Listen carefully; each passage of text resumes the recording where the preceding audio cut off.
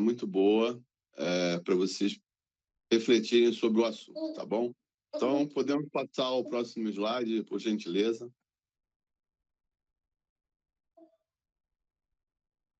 É o slide do panorama do complexo aquaviário do Brasil, né? Esse aí. Então, vejamos, o Brasil, ele é um país continental. Essa malha aí, aquaviária, sempre existiu, desde sempre, né? O primeiro transporte feito foi o fluvial, na exploração do país, né?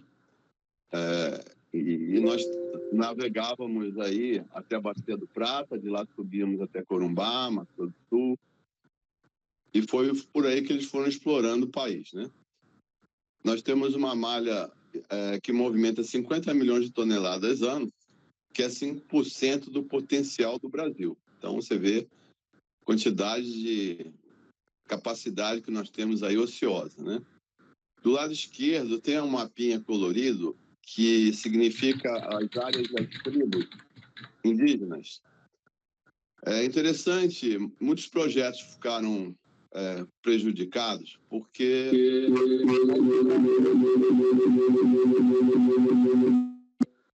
não se contou com essa presença indígena das tribos e o meio ambiente embargou muitas obras, enfim. Então, nós vamos conversando sobre isso. Podemos passar adiante?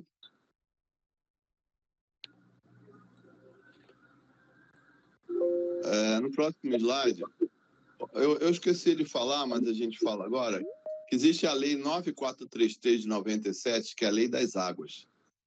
Então, a água é um bem de domínio público e a gestão dos recursos hídricos deve sempre proporcionar o uso múltiplo das águas. De forma que você pode ter energia, pode ter navegação, pode ter turismo, desde que se conversem, né? Então, aqui nós temos a Rede Hidroviária Brasileira, que a Petrobras atualizou em 1978. Isso não mudou nada, continua parecido. Temos as bacias, né? Amazônica, Nordeste, Tocantins, Araguaia, São Francisco, Leste, Paraná, Tietê, Paraguai, Sul e Uruguai. E tem os estados que abrangem essas bacias, né? Algumas bacias, elas têm o mesmo estado, ele tem a contribuição de duas bacias, né? Então, por exemplo, Mato Grosso do Sul é contemplado pela bacia Paraná e Paraguai. As vias navegáveis aí, no caso, ao todo são 27.420, tá? Elas já foram todas sinalizadas, hoje em dia estão precisando sinalizações. A única hidrovia que eu tenho conhecimento, que é a hidrovia do Paraná, de São Simão, Goiás, até Foz do Iguaçu, tem mantido a sua sinalização e eu posso dizer para vocês que nós temos a sinalização mais eficiente e bem feita do mundo. Eu já conheci vários países aí, várias hidrovias, e nunca vi nada parecido com a sinalização da Bacia Paraná, tá bom? É um know-how que nós temos, nós criamos, implantamos e é um exemplo para várias pessoas. Inclusive, o Exército Americano teve há uns anos atrás e ficou espantado de ver nossa sinalização. Os potenciais são ociosos, tem mais 15.500, mais ou menos, de aquavias que podem ser movimentados. E nós vamos mostrar por que não acontece, né? Algumas coisas aí. Próximo, por favor. Próximo slide, Alexandre. Próximo slide é o slide da malha rodoferroviária e hidroviária do Brasil, que integradas elas favorecem o custo do Brasil, né? Com a extensão da Petrobras, em 1990, 89, 90, nós fomos ainda levando a matriz de transportes hidroviárias num suspiro, tá? Então, até 93, ela era mais ou menos, ela foi resistindo e se manteve, e depois de 93 começou a declinar. E com a participação menor das hidrovias, o que aconteceu? A rodovia teve que suprir a origem e destino das cargas, né? E como nós não tínhamos mais aquelas administrações hidroviárias da Portobras, os portos públicos federais começaram a ficar ociosos, sucateados, as ferrovias idem, ferrovias secundárias, e isso tudo acarretou no mercado do transporte terrestre. Então, começaram a se aumentar a participação da ferrovia, caminhando por longas distâncias, e a rodovia idem, né? E a hidrovia, eu vou falar um pouquinho para frente o que se perde com isso. Próximo slide, por favor. Então, vejamos, nas bacias hidrográficas do Brasil, nós já tivemos administrações, né? Eram a ARANA, a administração da hidrovia do Paraná, a IPAR, a administração da hidrovia do Paraguai, a Sul, a administração Sul, a INOR, enfim, todas essas, a ASFRA de São Francisco. E o que tinha-se nessas administrações? Tinha-se uma equipe, né, que tomava conta da malha aquaviária dessa bacia, com os melhoramentos, dragagens. Nós tínhamos as dragas, né?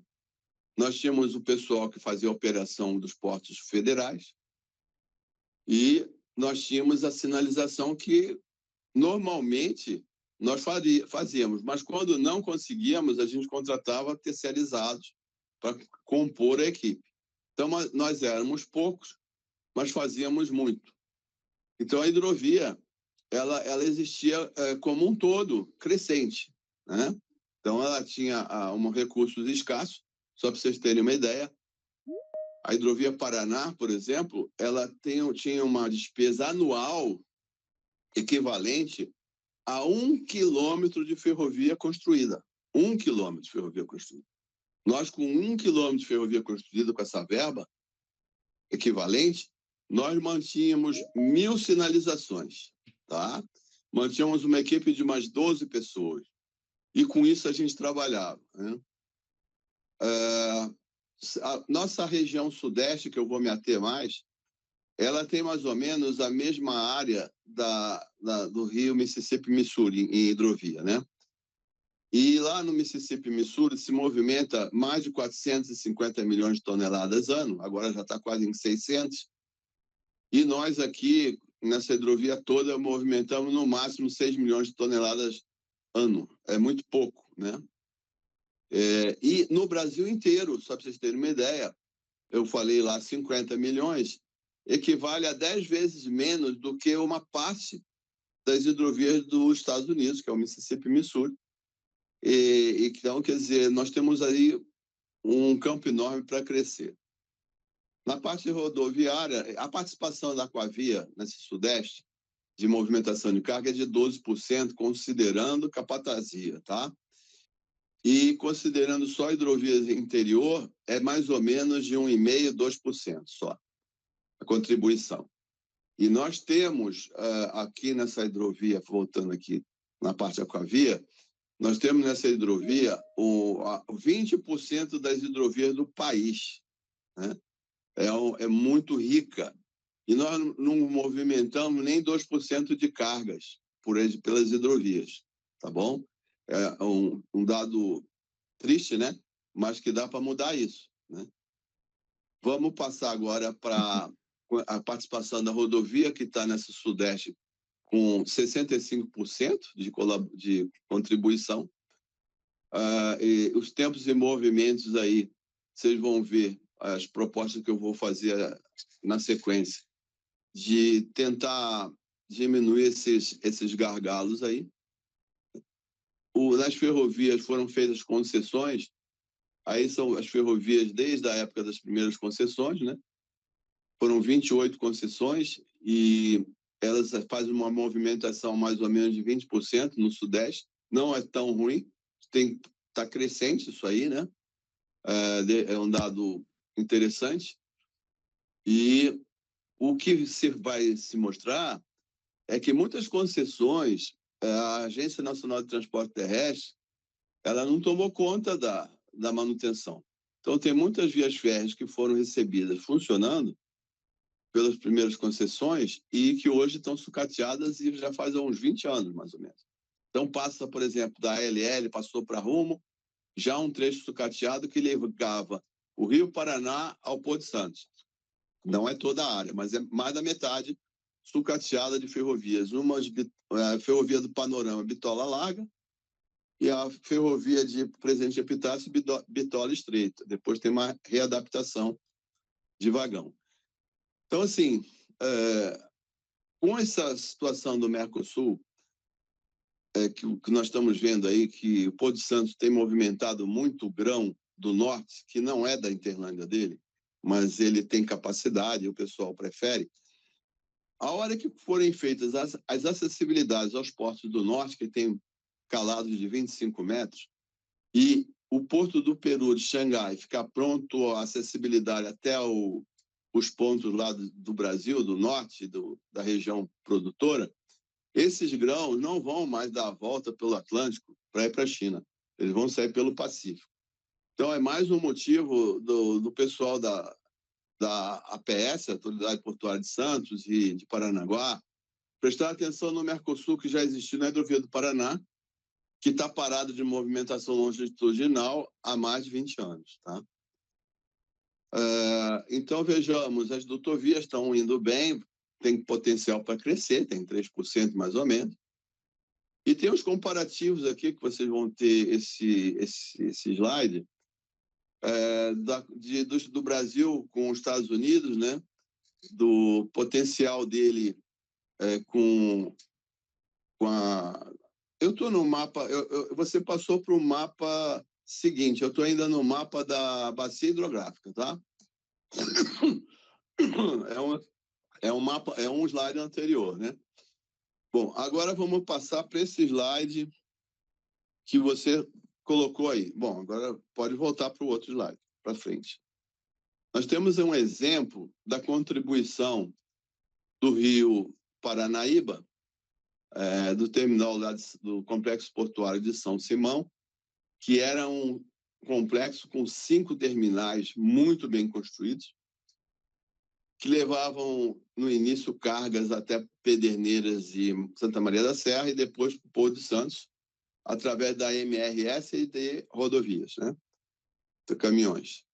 Esses...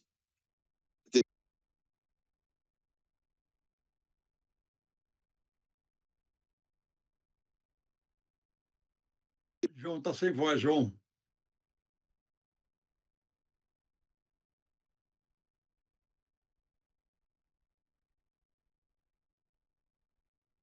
Professor, o senhor ocultou desativou seu microfone sem querer. Desculpa. Então, nós temos aí o potencial ainda existente da navegação interior multimodal, que vem de São Simão, que eram 5 terminais que movimentavam, agora são 2, estão sobrevivendo. Eles descem o Paranaíba, pegam um pedacinho do trecho do Paraná, Canal Pereira Barreto, Rio Tietê, e vai para o porto de Pederneiras de Santa Maria da Serra, e de lá segue Porto de Santos. Isso é um exemplo multimodal e do rodo ferroviário, tá? Que continua num percentual de 1%, mais ou menos, um pouquinho mais, de colaboração da hidrovia com o Porto de Santos. É muito pouco, né? Então, nós precisamos melhorar isso aí. O custo operacional de frete é atraente, tá? A produtividade é conhecida, a regulamentação e controle tem que ser permanente, tá? Para eficiência operacional. Podemos passar para o outro.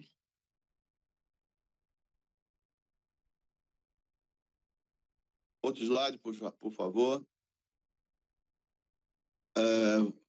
Então, nós temos aí o terminal da Luiz Davis Commodities, que continua operando, o terminal da Caramuru, que continua operando, o terminal da ADM, que parou, um exemplo, e da Nova Roseira, embaixo, que parou também, né?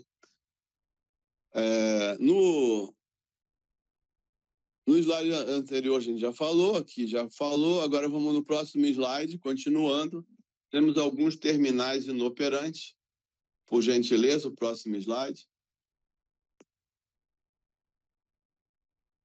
Alexandre, próximo slide. Aí. Nós temos aí o terminal Panorama, que esse é aquele que eu citei que tem bitola larga.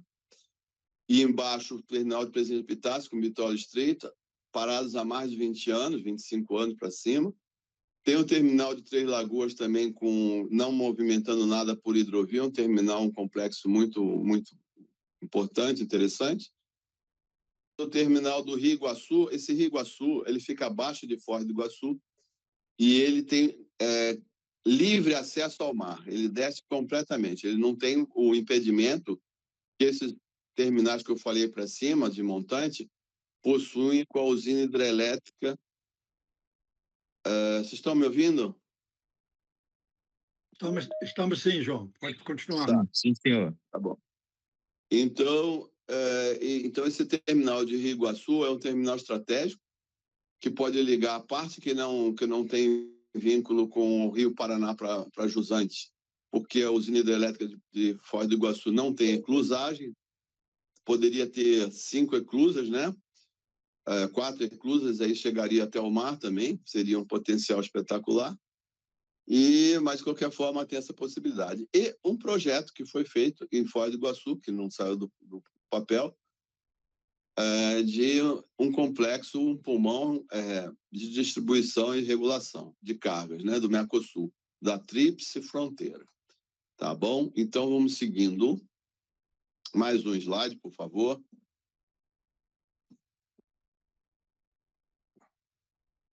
É um exemplo, né, do passado, que quando extinguiram a Portobras e outros segmentos importantes estruturantes do país, nós tínhamos o controle do Brasil inteiro. A Portobras, quando o Collor extinguiu a Portobras, ele achava que era um cabide de emprego, que tinha 5 mil empregados em Brasília, né? Ele não tinha conhecimento, não estava bem informado que a Portobras cuidava de todos os portos interiores, das hidrovias interiores, das dragagens, dos portos marítimos. Nós tínhamos a Companhia Brasileira de Dragagem, também era uma empresa estruturante que foi extinta nessa mesma época. Ela tinha as dragas Kiel, dragas enormes de dragagem, faziam as dragagens dos portos marítimos. Nós tínhamos dragas, como eu falei, nas administrações hidroviárias e mantínhamos os rios navegáveis sempre, desobstruindo algum ponto, algum banco de areia. Então, não havia perda de tempo no sentido de você ter que fazer uma concorrência. Então, nós resolvíamos tudo. E o organograma era bem equilibrado, de forma que, quando a gente ligava para resolver um problema, era questão de horas que o problema estava resolvido. Isso daí era o exemplo que nós passamos depois que a gente já estava em Portobras em extinção. O vice-presidente que assumiu no lugar do Collor, ele percebeu o grande erro que foi cometido. Então, o que ele fez? Ele pegou todas as hidrovias e dividiu em capitanias hereditárias. Então, nós passamos a ficar com a Companhia Docas do Estado de São Paulo, CODESP, a Arana, a IPAR e a Sul. Dividiu e ficamos com eles. O pessoal da Companhia Docas do Estado de São Paulo, atual Autoridade Portuária de Santos, eles não tinham a menor vocação, né, para essa parte macro da multimodalidade, né? Então, eles cuidavam do porto. Mas eles foram sensatos, eles deixaram a gente trabalhar, eles não atrapalharam em nada, tá? Pelo contrário, colaboraram com tudo que podia, e nós ficamos, assim, bons anos com a CODESP, depois mudou de nome e tal, mas nesses intervalos, criaram vários segmentos que cuidavam das hidrovias, aí teve o DENIT, que cuidava da parte de transporte, infraestrutura terrestre e aquaviária, e essas hidrovias ficaram penduradas lá no pedacinho, lá num subproduto lá do organograma, de forma que, quando a gente pedia alguma coisa, era falado o seguinte: isso não é prioridade. Então, a questão que eu considero, até eu escrevi um livro, e depois vou falar sobre ele rapidamente, a questão de não é prioridade, para mim, é uma fraqueza. Está escrito isso no livro. Porque o país tem que ter uma estrutura integrada e tudo é importante, tá?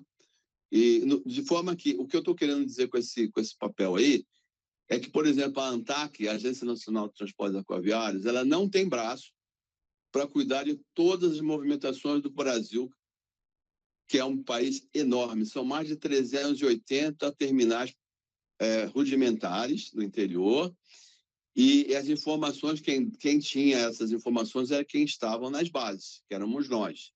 Quando extinguiram as bases, mudaram todo um critério, aí ficou tudo espalhado e pulverizado, tá bom? Próximo, por favor.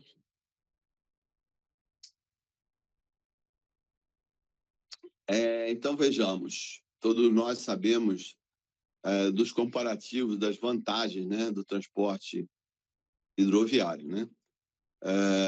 O que tem aí nesse slide é uma comparação muito simples. Eu, com um comboio simples, uma embarcação e um empurrador, eu preciso dessa quantidade de caminhões, de vagões, para carregar a mesma carga que uma embarcação carrega, tá? O slide está muito pequeno, mas vocês vão poder olhar isso aí.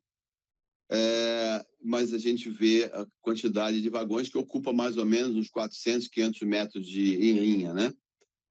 E depois você, com essa mesma quantidade de carga que você leva com uma embarcação, com um empurrador, a embarcação ela ocupa 80 metros, 60 da embarcação mais 20 do empurrador, você tem aí uma quantidade de caminhões, um atrás do outro, que dá 1,5 km, 1 km e pouco, se fosse um atrás do outro. Só que como não é, ele ocupa uma extensão de 7,5 km, né?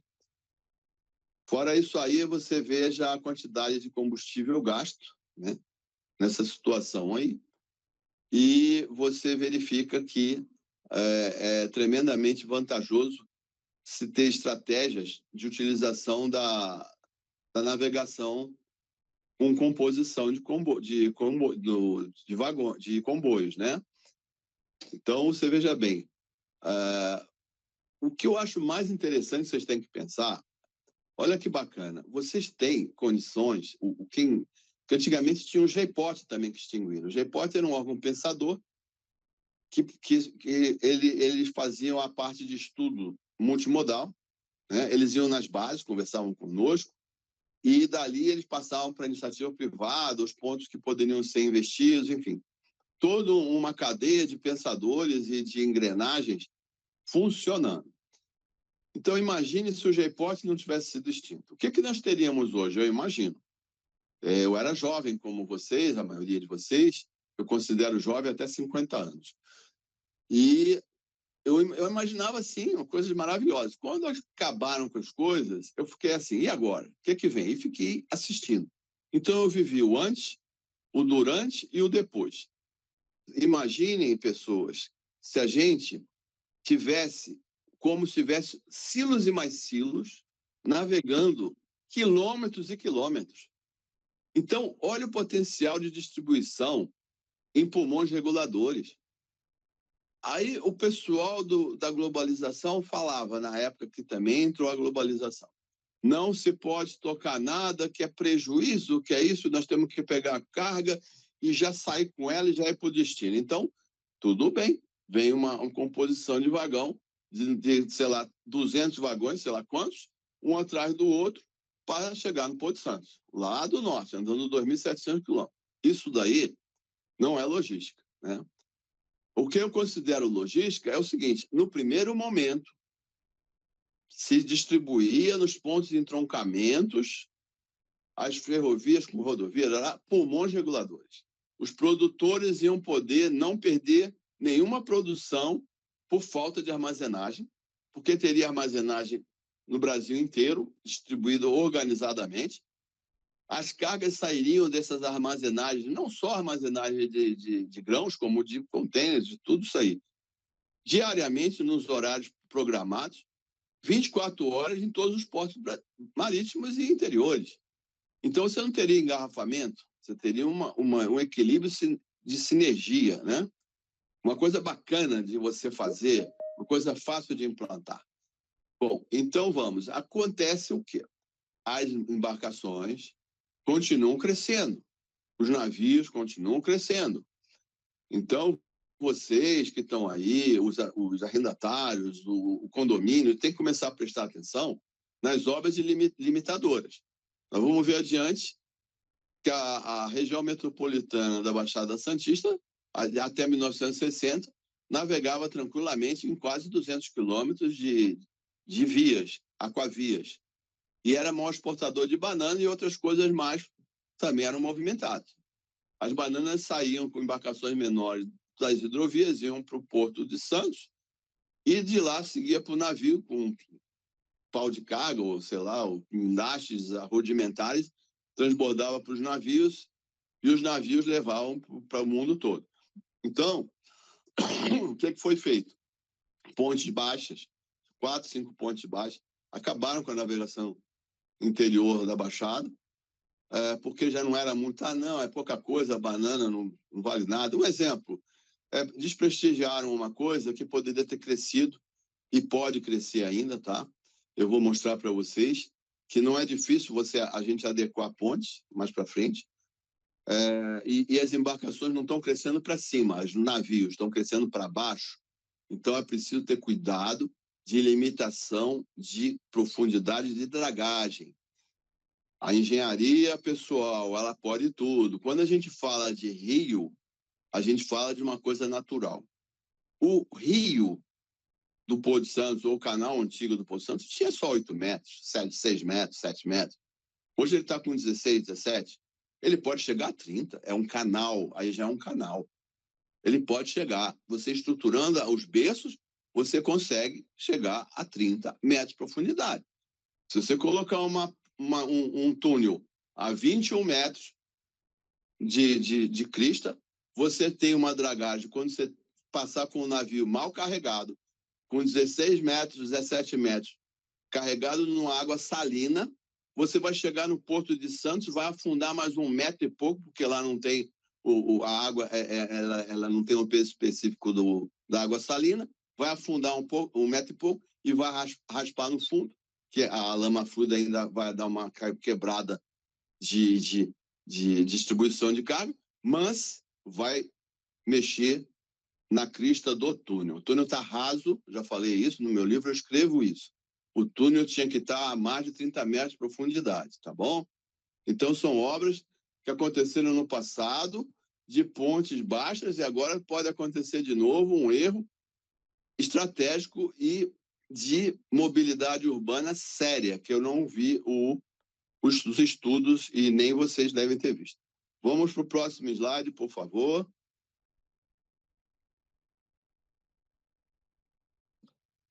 Bom, olha só que bacana, pessoal. Com a lei do caminhoneiro que saiu há uns 10 anos atrás, o caminhão não pode mais rodar 24 horas de jeito nenhum. O pessoal tomava rebite, se dopava o motorista para fazer quanto mais horas de transporte mais ganhava, enfim, houveram acidentes e muitas coisas não estavam corretas. E o que aconteceu? Criaram essa lei, de forma que é obrigado o caminhão a parar 6 horas por dia. Não sei se já aumentou esse número de horas, mas era 6 horas por dia.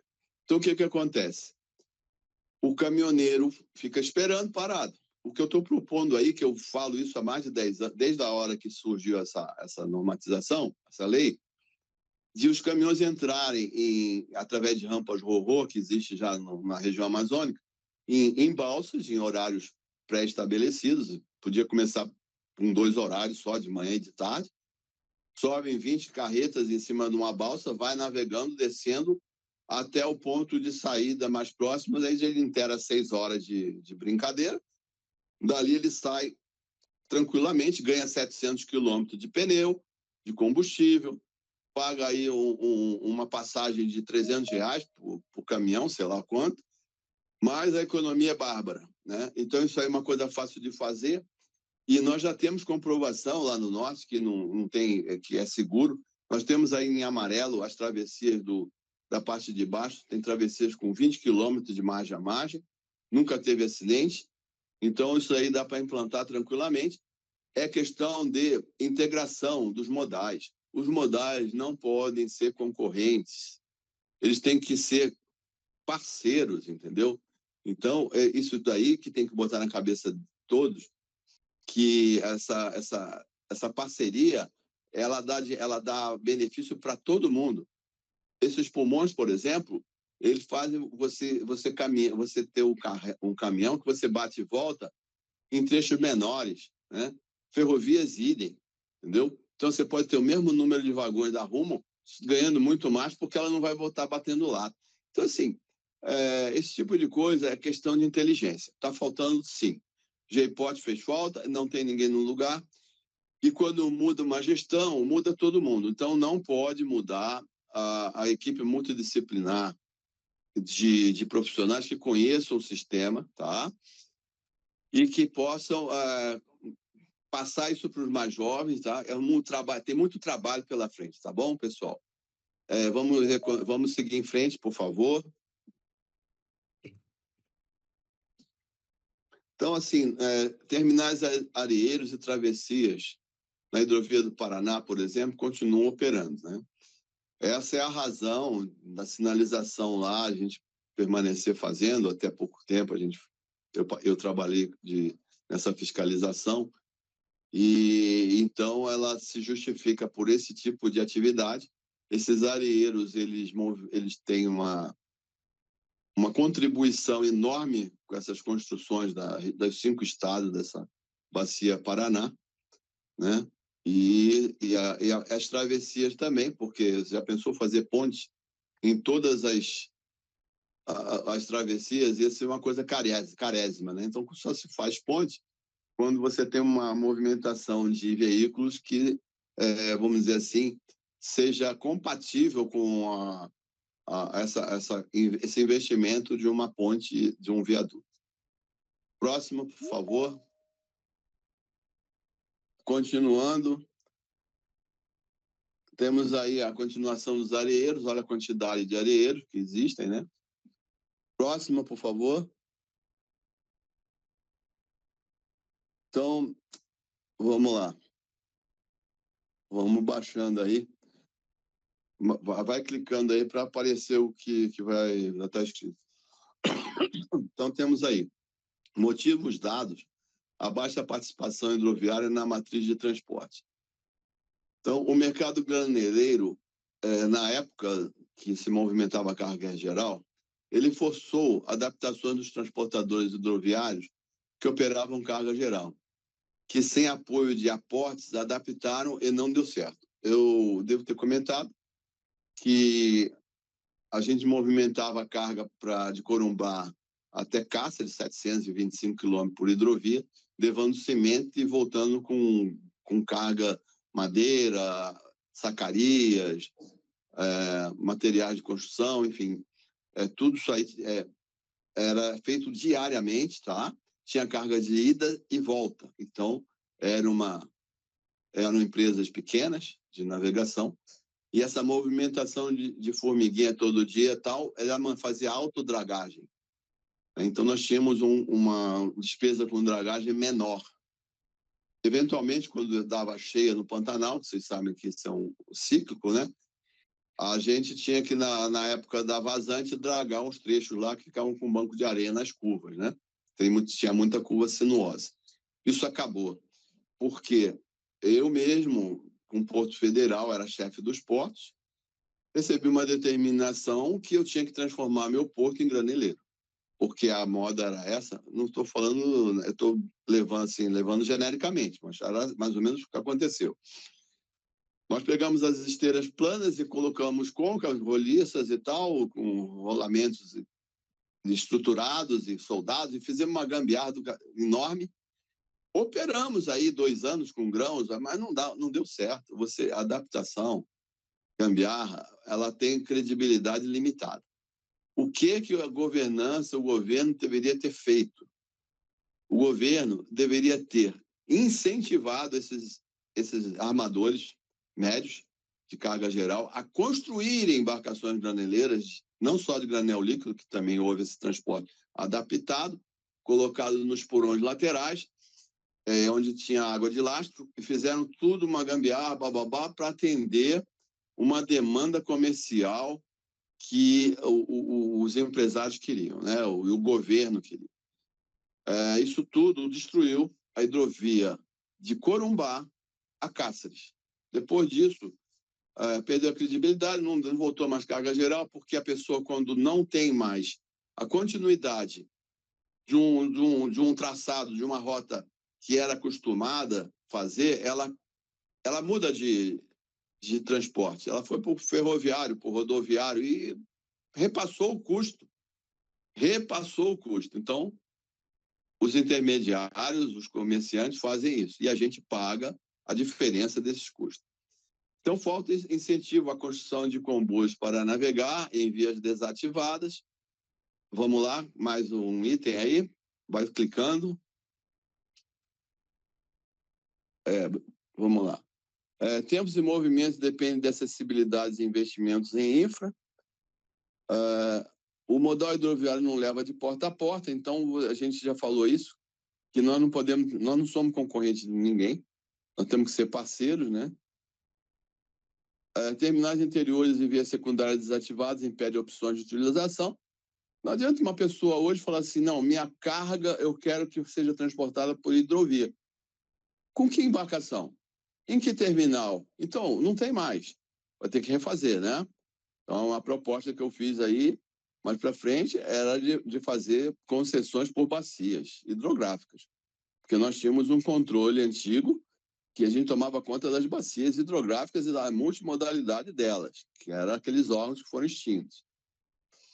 O transporte rodoviário que leva de porta a porta ganhou esse mercado, é lógico que o cliente não pode ficar sem ser atendido e o custo repassando, né?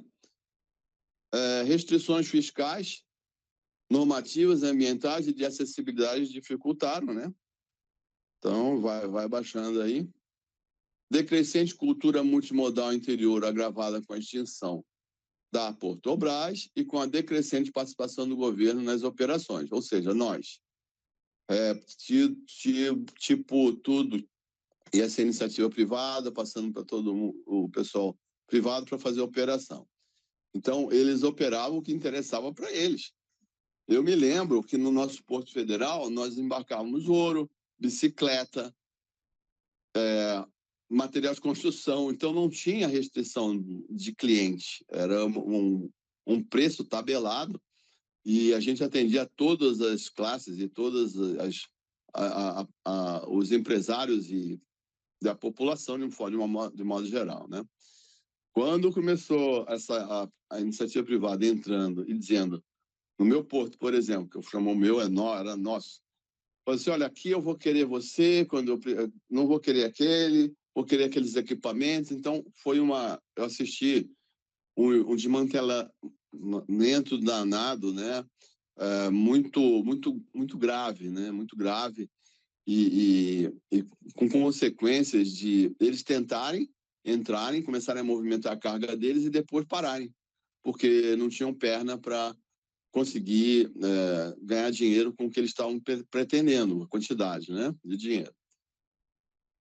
Então, a participação refletindo na matriz de transporte, tudo isso, que era equilibrado assim. Muitas alterações nas instituições que deveriam manter projetos estratégicos, elas foram, como eu falei antes, foram extintas.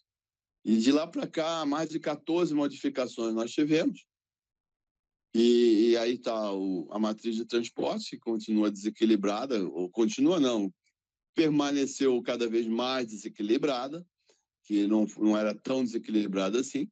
Um comparativo com os Estados Unidos, que tem aí uma participação de aquavias 2 vezes maior que a nossa, né? E nós temos aí uma vantagem da cabotagem, que ela tem uma participação boa, comparada com a hidrovia, coitada, que é a hidrovia interior, né? A hidrovia interior está muito mal. Nós só temos uma movimentação de hidrovia melhor no norte, porque não tem outra opção, e no sul, né? De Corumbá Mato Grosso do Sul, Corumbá para baixo, minério de ferro e outros, continua intenso. E da região amazônica continua intensa também, né? Agora, o miolo do Brasil praticamente parou. Próxima, por favor. Desculpa. Aqui nós temos 14 alterações de instituições rodoviárias de 1911 a 2024. Aqui nesse gráficozinho, aqui só tem até 2015, 2016, porque não mais fizeram, talvez, até denigre a imagem, né, do sistema, entendeu? Então, você tem uma estrutura, por exemplo, quem tiver curiosidade de estudar, eu acho válido, procura no Google. O Google, muita gente não gosta, mas ele, por exemplo, se você entrar no JPOT e procurar o organograma do JPOT, o que o JPOT fazia, o Sunaman, você vai ver que já estava pronto. Era muito bom o negócio, era muito equilibrado. Não sei o que aconteceu de terem destruído coisas tão boas e funcionando. Eu tive, ano passado, em Brasília, conversei com o Dino, que não era secretário de Hidrovias ainda, e de tarde nós conversamos com o pessoal da ANTAC, e um amigo meu que me me fez ir, uma pessoa que me estimula muito, ele é o Jair, mas não é o Jair presidente, é o Jair Pedreira. E ele me levou lá, conversei com o Dino, mostrei para ele 50 slides, como nós poderíamos reativar esse sistema todo. Teria que fazer novamente um estudo de banco de dados atualizado, os entroncamentos, teria que mostrar onde poderiam ter pulmões reguladores, isso tudo, para poder se fazer um escopo que eu me propus a fazer de uma concessão mostrando realmente o que houve no passado, que movimentava, e como fazer para reativar, não é? Mas para isso precisava de ter uma equipe grande e eu sozinho poderia coordenar a equipe deles, né? O despesa deles seria a minha remuneração. Não entenderam. Então, eles estão aí há alguns anos patinando e eu estou aqui já. Por isso eu escrevi o livro, porque é uma maneira de botar no livro as minhas ideias e que fique registrado e quem quiser usar, pode usar e se houver uma inteligência aí, novamente, de fazer essa equipe multidisciplinar, porque nós temos pessoas muito competentes nesse grupo dos professores, temos pessoas competentes aí espalhadas pelo Brasil afora que podem ser muito bem aproveitadas, né? Então é isso aí, teria que se reorganizar essa estrutura toda, diminuir o tamanho das coisas, né? E facilitar o organograma. Próxima. Essa foi o que eu falei agora sobre esse estudo de banco de dados, tá? Que para você poder montar o futuro escopo licitatório para a futura BR dos Rios, ou outro nome que queiram dar, tá? Isso aí eu já falei alguns minutos aí. Próxima, por favor. Próximo slide. Então, vejamos as áreas produtoras de grãos versus integrações intermodais. O que nós temos aí é um exemplo da carga de grão do Mato Grosso, e está mais para cima agora um pouco, tem mais uma área grande aí que não está desenhada, que tem sido escoada pelo Porto de Santos, né? E às vezes Paranaguá. Nada contra, só que essas cargas aí, elas ficam próximas do norte, né?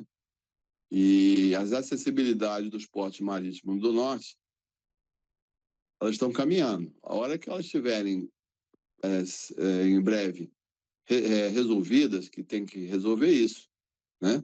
Elas vão ter esse escoamento normal pelo norte, que também fica mais próximo dos locais de destino, né? E o porto, como eu falei, lá no Peru, que está sendo expandido com um trajeto pelo Pacífico até a China, pegando também essa carga de grãos que atualmente a China pega de Santos, né? Então, são cargas que vão ser distribuídas para outros pontos, né? Conforme as acessibilidades rodoferroviárias ficarem prontas nesses portos marítimos do Nordeste e do Norte. E também agora da América do Sul, ali, Peru e tal. E nós temos aí esse potencial enorme do Mercosul Central, que é o que eu acho que o Porto de Santos, eu penso, né? Porto de Santos, Paranaguá, tem que se debruçar nisso. Faltam 100 quilômetros de ferrovia, no caso lá de próxima a Foz do Iguaçu, Cascavel, para fazer uma ligação ao Paranaguá, né? E mais outros trechinhos aí. Então, são obras pontuais que vão incrementar bastante, e para isso precisa-se ter esses pulmões aí reguladores. Próximo, por favor. Então, estima-se que atualmente o déficit de armazenagem no Brasil, aí tem uma reportagem aí da valorglobo.com, que depois quem quiser entra no Google e puxa, que o prejuízo é de 30 bi por falta de armazém, né? Então, mais um motivo que aquela ideia de se fazer pulmões reguladores nos entroncamentos se efetivem, né? Para poder criar uma oxigenação de transportes previsível, né? E o ano todo, não é mesmo? Podemos no próximo, por favor.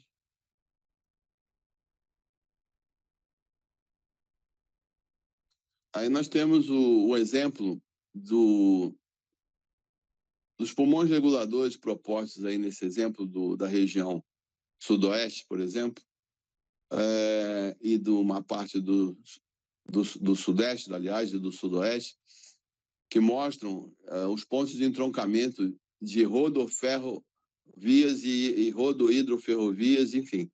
Isso daí, se você tiver tudo abastecido, no primeiro momento, a gente vai ter uma despesa. Você vai armazenar, vai ter o administrador desses armazéns todos, né? Cada região tem que bolar um jeito, cada porto marítimo, enfim. Isso daí é uma coisa da inteligência que tem que fazer. Mas depois, nós vamos ter 24 horas por dia de operação sem trânsito, né? No Brasil inteiro. Então, aí sim, é o Porto 24 horas. Que até agora, vocês sabem que embucha tudo porque ninguém quer transportar à meia-noite, 1h da manhã. Mas também teria que ter vantagem para quem fizesse esse transporte noturno, né? Então, tudo isso aí é coisa para ser pensada, né? Inteligência artificial ajudando, não é mesmo? Então, tem um campo enorme aí para vocês que se interessam nesse modal, as multimodalidade e hidrovias. E as hidrovias, elas são silos e mais silos que são movidos e são transportados pelo rio, né? Então, elas podem se distribuir e abastecer essas retroáreas aí, tá? Esses pulmões, com a inteligência, assim, bacana de fazer, né? Eu já tive uma oportunidade, graças a Deus, de ficar chefe 10 anos de postos interiores, então eu tinha que me virar nos 30, né? Tinha que dizer que a operação era no dia seguinte para dar certo daqui a uma semana. Nós éramos meia dúzia de pessoas. Agora, imagina você tendo uma equipe inteira distribuída com pessoas hoje com know-how, conhecimento, nessa matriz aí de possibilidades, não é mesmo? Então, próximo, por favor.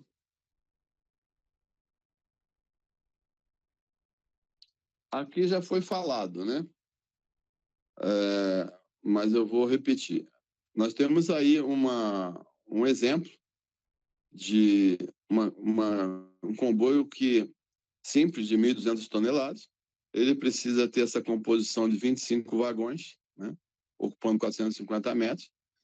Ele precisa ter 50 carretas, ocupando 7,5 quilômetros, porque ela não fica de um atrás do outro, né? Ficasse um atrás do outro, era 1,7 quilômetros, mais ou menos.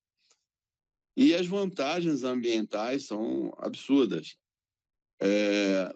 Você, por exemplo, para carregar 25 número de quilômetros que uma tonelada pode ser levada consumindo 1 litro de combustível. Então, por caminhão, 25 quilômetros, por ferrovia, 85 quilômetros e por hidrovia, 218 quilômetros. Agora, eu estou falando de um comboio simples. Imagina um comboio com 5, 6 embarcações, 6 vezes maior, ou 10 vezes maior, ou 20 vezes maior. A vantagem é exponencial, né? Então, a qualidade do meio ambiente é de 3 dígitos em quase todas as situações. No hidrocarbono, no monóxido de carbono, no óxido de nitrogênio.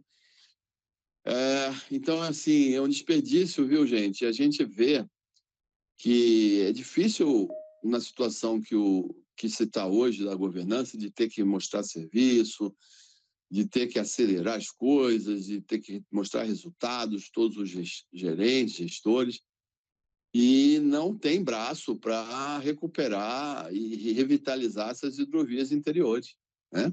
Então, por isso, infelizmente, eu tenho que concordar que a concessão ela é a única possibilidade que eu vejo hoje, né? Não gostaria de dizer isso, gostaria de dizer que nossas equipes aí estavam bem, cresceram, está todo mundo nos lugares, nas bases, produzindo, os portos públicos e municipais estão indo muito bem, mas aconteceu a quebra de duelo de tudo isso aí, né? Então, nós vamos precisar, sim, revitalizar essa integração com concessões. Com certeza vão gerar muitos empregos e as verbas são verbas de grupos fortes, de fora, por vários anos, dependendo do tamanho da bacia. Essa é a minha proposta, tá bom? Próxima, por favor. Então, o que acontece no mundo lá fora aí? Em Paris, por exemplo, nós temos aqui na foto da direita, acima, uma navegação apropriada, né? Que todo dia navega, tem várias embarcações nesse porte, navegando por Paris, pelo Rio Sena. As pontes são baixas, mas elas passam tranquilo, porque foram calculadas para isso. Não mexeram em nada, mas elas não são tão baixas quanto as nossas da Baixada Santista, né? Então, ela teve um clamor aí, um romantismo que se manteve. A parte ambiental é muito bem tratada. Tem vários terminais, que depois lá na frente vamos ver mais fotos. A foto da esquerda é um canal em Antuérpia, também com embarcações apropriadas para esse canal, né? Tudo apropriado, não adianta querer mudar, reinventar a roda, né? Como eu falei, os armadores querem muito dizer, não, eu quero que tenha mais profundidade, mas tem locais que não possibilitam aumentar a profundidade, então tem que se fazer a utilização desses locais apropriadamente. E não é prejuízo, não. Qualquer navegação dá lucro, né? Aqui temos uma ponte, né, na Hidrovia Paraná, que são várias pontes no Tietê. Algumas pontes nós adequamos, né, tanto no Paraná quanto no Tietê. Alteamos, alargamos, tiramos um pilar central. E a maioria é obrigada agora a ter defensas protetoras dos pilares das pontes, porque senão um comboio numa ventania atravessa e derruba a ponte, não é mesmo? E as hidrovias na bacia amazônica continuam crescentes, e os comboios idem, só que tem que ter um cuidado com o clima, não pode ter vento, não pode aumentar para 30 chatas ou embarcações se estiver ventando, tem que andar com menos, enfim. Então, isso daí está caminhando e está indo muito bem no norte e no sul. Próxima, por favor. A implementação de sinalização é credencial para se ter hidrovia. Eu fiscalizei muito isso, né? Naveguei muito. E, como eu já falei, a hidrovia do Paraná é um exemplo de sinalização. Ela tem foi criado esse tipo de boia pelo Nereu, um colega nosso. Ele não é engenheiro, mas era como se fosse um cara muito competente. E as coisas andavam muito com pouca gente, né? Próxima, por favor. Aqui a implementação de sinalização, como eu já falei, é credencial para se ter hidrovia. Então, algumas hidrovias no Brasil que eram sinalizadas e pararam de ser mantidas, elas deixam de ser hidrovia, elas são aquavias, né? Então, essa daí não, a do Paraná continua sendo uma hidrovia, com toda uma infraestrutura. Ainda tem lá contratação de comboio balizador, né? Tem uma equipe lá que ganha a concorrência por trechos, são 4 trechos lá, e as coisas acontecem, né? Pena que não tem navegação longitudinal mais. É o que se pretende com a revitalização no Mercosul e outras coisas mais que dá para fazer. Então, tem muito campo aí para se trabalhar, mas que a turma do intermediário, do transportador, eles não podem perder tempo com isso. Tem que ser um outro segmento fazendo esse tipo de trabalho, né? Próxima, por favor. Aqui, esse exemplo já foi falado, de propostas de otimizações. Próxima, por favor. Aqui temos um fluxograma de oportunidades de cargas a serem transportadas. Nós aqui, esse fluxograma, ele tem mais ou menos 40 anos, né? Olha só, e não mudou. Você pode acrescentar aqui, nessas rotas de cargas possíveis, o container, né? Você pode incrementar, que naquela época não se tinha, né? Mas é interessante isso. São coisas que são estudadas e que se permanecem e que continua sendo possível e que não está sendo utilizada da forma que deveria, né? Próxima, por favor. Bom, como caminhar hoje? Uma estrutura atual de 2025, um organograma, e uma antiga estrutura operacional de até 1991. Então, começando aqui pela direita, até 1991, nós tínhamos um organograma enxuto, como eu falei, nós conseguimos falar com as pessoas que precisávamos, resolvimos os problemas em tempo real, tínhamos as administrações hidroviárias, uma vez por ano tínhamos reuniões nacionais, que eram ENEPs, né? Que eram reuniões de entidades portuárias e hidroviárias, e cada ano era num estado diferente. Não havia essa quantidade de reuniões e de eventos e tal, porque a gente não tinha tempo, a gente trabalhava bastante e também não era o objetivo, tá? Agora, a estrutura atual, ela é muito grande. Então, você tem, por exemplo, para otimizar a hidrovia do Paraná, se você quiser, botando para fazer a concessão, você vai ter vários ministérios intervindo aí. Faltou até o Ministério de Minas e Energia, porque tem estação de areia nesse organograma aí. E aí vai. Tem muitos departamentos, muitas agências reguladoras, né? E muita normatização, e o furor regulatório é muito grande. E esse furor regulatório atrapalha, porque às vezes você está pensando que já chegou no objetivo, quando aparece, mas você já falou com o setor tal, e aí embaça tudo, e tudo começa novamente e tal. Então, isso aí tudo tem que ser repensado, e vocês jovens, aprendendo um pouco comigo aqui, estudando mais, vocês vão poder ajudar mais no futuro aí. Próximo slide. Então, vejamos, nós temos aqui esse potencial todo da Interlândia do Porto Santos, de Paranaguá, parte do Paranaguá, que com ferrovias, como eu falei, aqui essa malha dessa região sudeste e um pedaço centro-oeste tem a maior concentração proporcional de ferrovias do país. e sendo que mais da metade ociosa, né?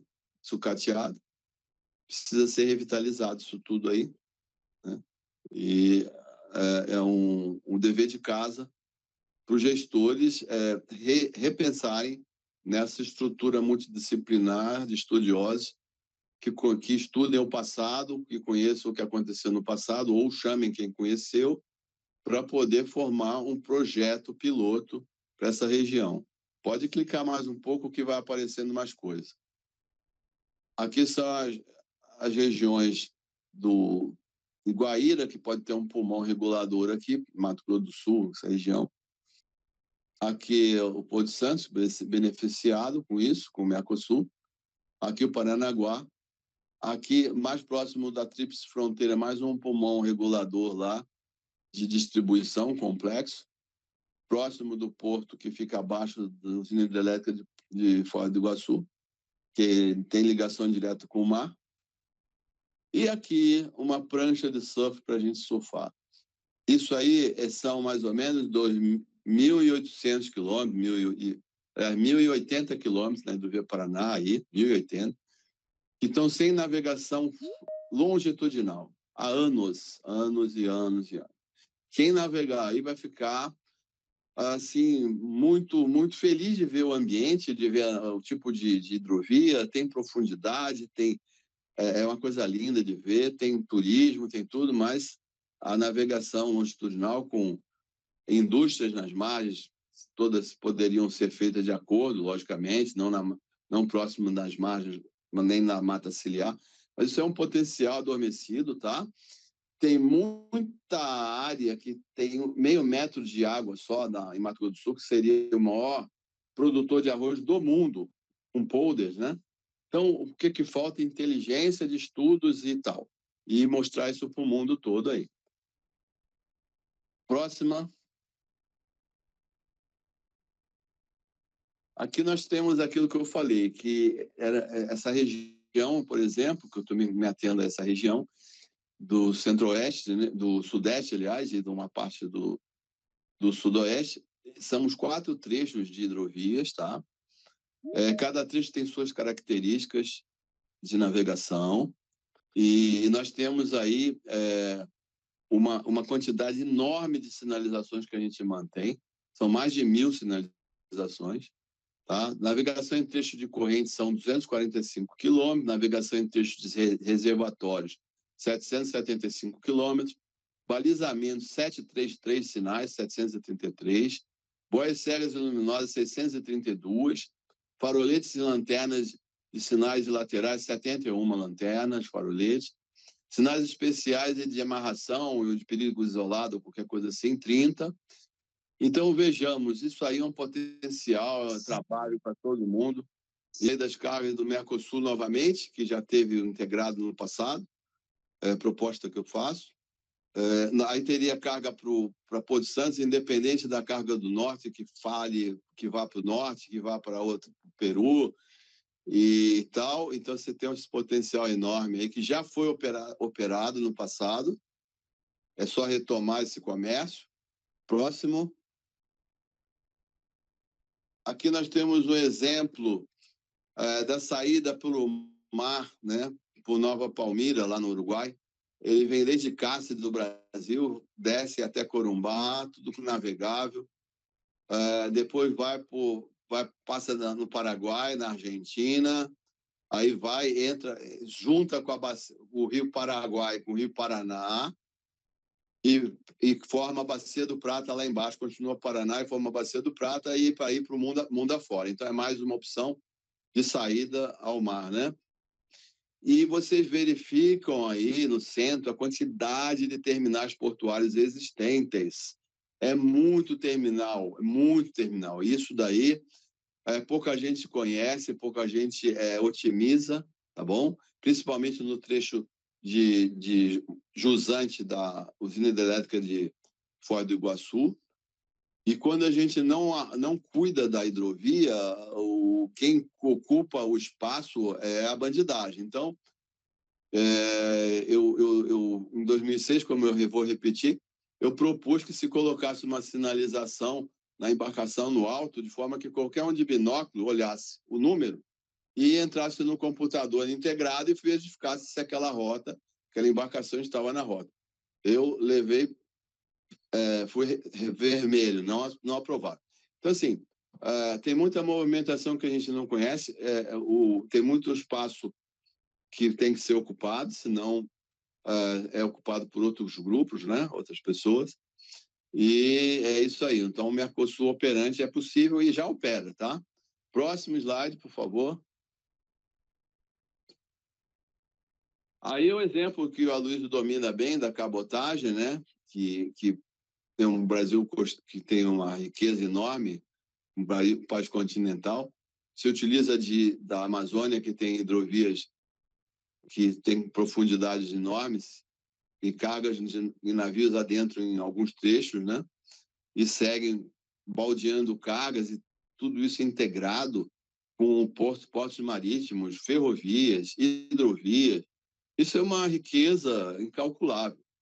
E uma vez eu tive uma oportunidade de conversar com uma pessoa que trabalha com isso, que tem empresa de navegação, um armador, e ele falou que esse trabalho de conquista dessa carga de cabotagem foi um trabalho árduo. Eles entravam em mercado e conversavam com grandes supermercados e etc., grandes produtores, para convencê-los de usar a cabotagem, né? E foi uma coisa de formiguinha que não pode ter, assim, nenhuma novidade, que a BR do Mar seja para somar, entendeu? Porque o trabalho foi árduo, né? Próximo, por favor. Agora vamos entrar nas hidrovias do Porto de Santos, né? Chegamos finalmente ao Porto de Santos. Houve nessa época aí, pelo presidente atual, uma vontade de fazer uma regulamentação hidroviária dentro do porto, mas ele ficou limitado ao porto organizado. E o porto organizado é pequeno, então ficou uma coisa que não atingiu os objetivos dos 200 quilômetros de malha aquaviária que mais ou menos tem na região. Então ficou limitado a 35 quilômetros. O Pavec trabalhou nisso também, Roberto. Aqui tem o modelo analógico da malha aquaviária, que o pessoal da FDTE, da fundação lá da USP, em 2012, nós fizemos um trabalho em 2010. Em 2012, eles foram contratados, porque nós pedimos no nosso trabalho, fizemos um termo de referência no final, pedindo que se contratasse uma empresa para levantar o custo, quanto que ia custar levantar as pontes, as acessibilidades, blá. E naquela época, em 2010, eu tinha calculado mais ou menos 900 milhões de reais para fazer tudo, as acessibilidades, ferrovias, etc., para fazer a ligação e com plataformas também de distribuição, tudo isso integrado, né? Aí, o que aconteceu foi que eles contrataram um reestudo e que ratificaram o nosso estudo. Não foi um estudo a mais, mas foi bom o estudo. E aí esse estudo vale para um dia que quiserem estudar quanto que vai custar. Eu acredito que vai custar 10 vezes mais do que foi calculado em 2010, mas não valeu a intenção, né? Próximo, por favor. Aqui nós temos a nossa malha hidroviária dividida em trechos, né? Cada trecho numa cor diferente. Tem um potencial na cor de abóbora e tem canal de Bertioga espetacular, né? Temos aí readequar 5 pontes, um exemplo de uma ponte implodindo que nós fizemos no Tietê, né? Aqui um transbordo de equipamento lá naquele ponto de transbordo sugerido, né, de navio para embarcações menores, para subir o rio nas plataformas. Próximo, por favor. A próxima. Aqui é uma quantidade dos rios, né, especificados por nomes. Esse foi um trabalho muito bem feito que a FDTE ratificou, né, mostrando as possibilidades. Próximo, por favor. Aqui são as necessidades de adequar gabarito de 4 pontes, pelo menos, A primeira ponte ela não precisa ser readequada, mas precisa de sinalização. E as demais precisam de adequações, né?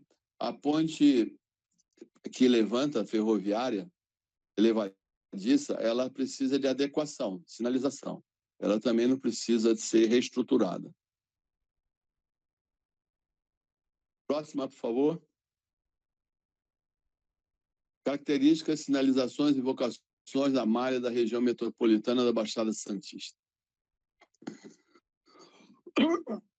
São 190 quilômetros, navegabilidade sem restrições, 35 quilômetros, navegabilidade com limitações, 155 quilômetros. As principais restrições são 5 pontos, mas na verdade eu considero 4. Sinalizações previstas, a gente calculou 71 sinais que precisa colocar. Cores cegas luminosas, 50. Faroletes e lanternas, 12. Sinais especiais de amarração, 9. Classificação dos trechos. Então, nós temos aí, como eu já falei, 5 trechos, e cada trecho tem uma categoria, a classe dele, né? Então, a classe 1 é classe marítima. Então, o Pianchi, um grupo de pensadores internacionais, eles estudam situações de cases, né, de casos, para hidrovia, para portos, enfim. E para hidrovias e navegação, eles criaram essa tabela aí, que vai da classe 1 à classe 6. Classe 6 é aquela bem ruim de navegação, né? Então, vai de 1, 2, 3, 4, 5, 6, e aí vai diminuindo a capacidade da via navegável, mas nem por isso deixa de ser navegável, né? É só você colocar a embarcação apropriada para aquela classe, né? Próxima, por favor. Então, como eu falei rapidamente antes, a navegação fluvial em Paris, você tem ali o turismo, né? Embarcações de turismo, restaurantes.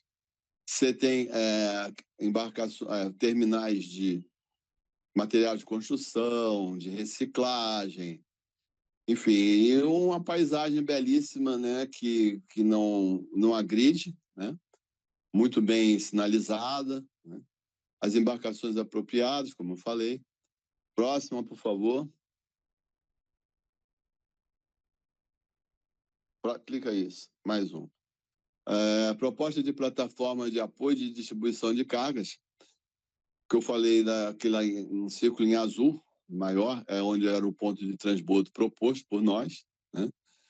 Nos círculos azuis mais claros são os pontos de manobra dos navios, de rodar e voltar, de manobrabilidade, né? E os pontos em vermelho são as plataformas que interessantes de serem construídas, né, na infra, de distribuição, porque ficavam próximas de rodovias, ferrovias, entendeu? Próxima, por favor.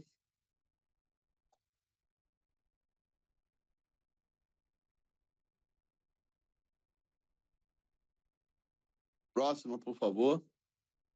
Essa, não, anterior a essa, por favor. Anterior a essa.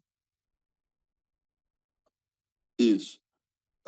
Aqui nós temos no slide anterior tem o local onde ia ser o transbordo, mas não precisa mostrar. Nesse slide aí, nós temos uma proposta que foi feita na época de Porto Offshore, que o Aloysio sempre também foi favorável, um rabisco, a fixação de foz ali com estrutura defletora e o aumento da área do porto organizado, tá? E as características das vantagens que isso daí ia proporcionar.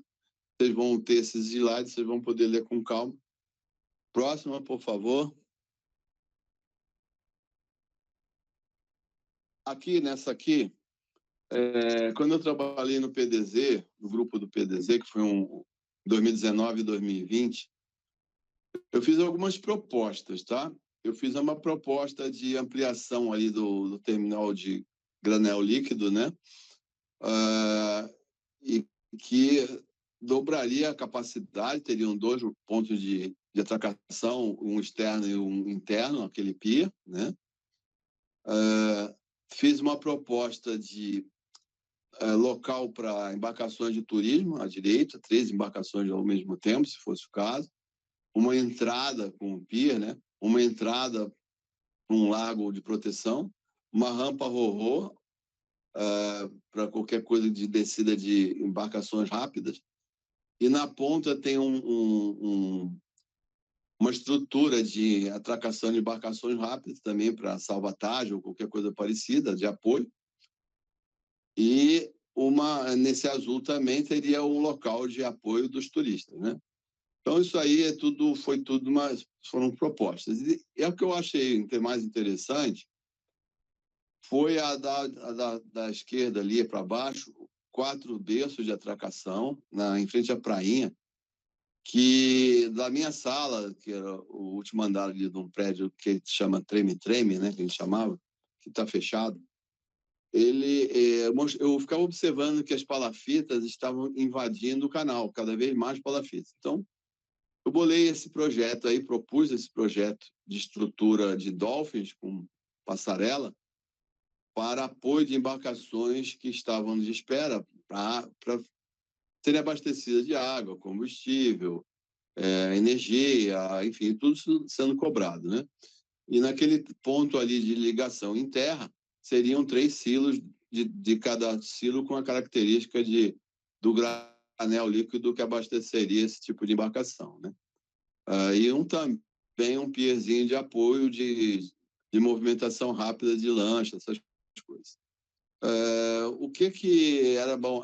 Qual era a vantagem disso aí? A vantagem era que a gente marcaria presença, né? Teria um ponto de arrecadação para o Porto de Santos e também limitaria essa invasão das palafitas, até que algum projeto social remanejasse essa turma para outro local, né? E a direita também, não menos importante, no canal de Bertioga, próximo a Monte Cabrão, tem ali a Cônego Domênico Rangoni, e essa estrutura vermelhinha ali era uma rampa ro-ro, que serviria também, e um berço de cais também, pequeno, de apoio, que serviria de salvatagem. O que é isso? Quando foi incendiado lá o primeiro, próximo ali ao terminal proposto de granel líquido, e que houve um impedimento de saída de algumas pessoas por terra, teria uma fuga por água, né? E dali uma embarcação tipo ambulância, ou sei lá, coisa parecida, ou então uma embarcação rápida, chegaria nesse ponto aí em 2, 3 minutos, e dali sairia para ser salvatagem da pessoa, ou da equipe, ou o que seja, né? Então, são coisas que na hidrovia nós também bolamos isso, pontos de apoio de salvatagem, pontos estratégicos onde tinham próximos a hidrovias, né? Tá bom? Próximos a estradas e ferrovias, né? Tá bom? Então, próximo, por favor. Ações necessárias para retomadas. Então, peguei alguns slides, lógico, de outras apresentações e peguei as principais. Dar continuidade às obras de desobstrução dos gargalos, comprometimento público-privado na racionalização dos fluxos, agilizando procedimentos legais e operacionais, visibilidade de uma gestão técnica arbitral, multidisciplinar, para sinalizar investimentos e a integração da multimodalidade, aquilo que eu falei, de ter inteligência, visibilidade de gestão técnica jurídica arbitral, também com agilidade para resolver, para elaborar termos de referência voltados a parcerias público-privadas, com subsídios em pontos estratégicos menos lucrativos. O que seria isso? Uma concessão de uma área que precisava gastar muito dinheiro, ficaria o governo por alguns anos sem ter nenhum benefício de receita nenhuma. E a receita seria da concessionária, né? Isso daí tudo sendo calculado. Plano de monitoramento dos trabalhos correlatos ao porto, buscando excelência no atendimento aos clientes. Então, o cliente é o principal. Tem que haver esse entrosamento sempre, tá? E os usuários e os arrendatários têm que se conversar. Reações esperadas em médio prazo.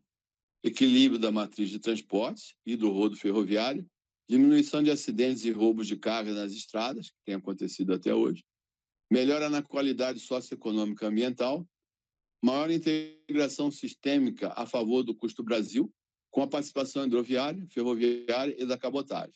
Mitigação das restrições e riscos regulatórios a favor da eficiência operacional e mercadológica, interna e externa. Melhora da qualidade dos serviços, agregando agilidade, confiança, segurança, pontualidade e preço. Então, com isso, a gente consegue alcançar vitórias significativas. Próximo. Interferência na logística operacional do Porto de Santos. O que nós temos até hoje, infelizmente, é conflitos rodoferroviários, né? 50% dos vagões, mais de 300 movimentos por dia, trafegam por aproximadamente 15 quilômetros, com cruzamentos em nível entre o Valongo e a Ponta da Praia, e em trechos, né? Em vários trechos, junto ao cais da margem direita, além da questão da alta densidade demográfica desse último local. Então, assim, como está muito claro aqui, eu estou lendo, eu fico com dificuldade, mas vocês vão ter isso aí. Limitação aquaviária, limitações à mão dupla. Nós sabemos que o nosso canal tem restrições, né, de largura, só que o canal, como eu falei, você consegue fazer um canal dragado, de forma que ele fique totalmente em retângulo no chão. Ele não pode ficar com um canal dragado e o berço em inclinação, de forma que o navio calando tal vai ter que ter um berço de 12, aí não vai poder chegar no berço, não existe. Então o canal tem que ser todo por igual profundidade, né? Planejamento sistêmico tem que ter. As obras estratégicas têm que ser são obras que os arrendatários têm que participar, não é porque cada um tem o seu pedaço que vira de costa para o que está se falando, né? Obras que vão interferir no futuro deles, eles têm que participar também. Riscos regulatórios, né? E a gente pontos em folga em alguns berços, né? E tem alguns berços que ficam algumas horas, alguns dias, às vezes sem trabalhar. Podia integrar tudo isso, de forma que você, embora você seja o arrendatário e a carga seja do terceiro, você poderia fazer a coparticipação da operação e o navio sairia mais rápido, não é mesmo? Próxima, por favor. Dragagens e melhoramentos tecnológicos. Então, dragagens e aprofundamentos e alargamento do canal. Foi o que eu falei há pouco. Você tem uma seção aí, em amarelinho, que é o que precisa ser dragado e quer que se fique na forma do vermelho, ali, da seção vermelha. Não é o ideal. O ideal é o pontilhado reto. Você tem que ter reforço nos berços, você ter um retângulo dragado com a mesma profundidade. Isso é o correto do canal, tá? Isso é possível. E é possível também você estruturar os berços de forma que você consiga até 30 metros, a engenharia pode tudo, né? E aí algumas pessoas me falam, não, mas aí a largura do canal tem uma pedra, não sei onde, derrocamento. Nossa, já trabalhei com... Quem lê meu livro vai ver. Há 40 anos atrás nós fizemos tudo isso aí sem problema, né? Em outros locais. Vagão double stake, que já tem os vagões mais baixos, para 2 contêineres de altura, precisa ter túnel e altura para passar. Twin spreader são guindastes que pegam 2 contêineres de uma vez. Isso tudo agiliza, né? O rebocador azimutal para fazer a manobra mais rápida do navio, ajudando, né? Cabeços duplos, como muitos professores já falaram, inclusive a Luísa, que se você não tem um cabeço duplo, você vai sair com uma embarcação, você vai ter que desamarrar a outra e não sei o quê. Então, isso tudo é problema, é risco. Precisa ter sempre cabeços duplos, cada navio no seu quadrado, né? E defensas inteligentes, aquelas defensas que flutuam conforme a maré. Tá bom? Vamos à próxima, por favor. Acabou, João. Acabou, então. O crescimento do modal rodoviário afeta demandas. Se não houver um equilíbrio da multimodalidade sustentável, tá? Como está em verde, O que vai acontecer, o que tem acontecido é isso aqui, o engarrafamento. Pode passar esse engarrafamento aí e eu termino a minha apresentação com as ações necessárias. Última coisa que falta aqui. Pode passar. Pode passar, baixar tudo que está escrito aí.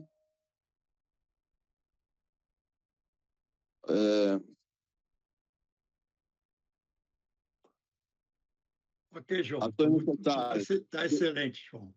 Ter um Realmente passou um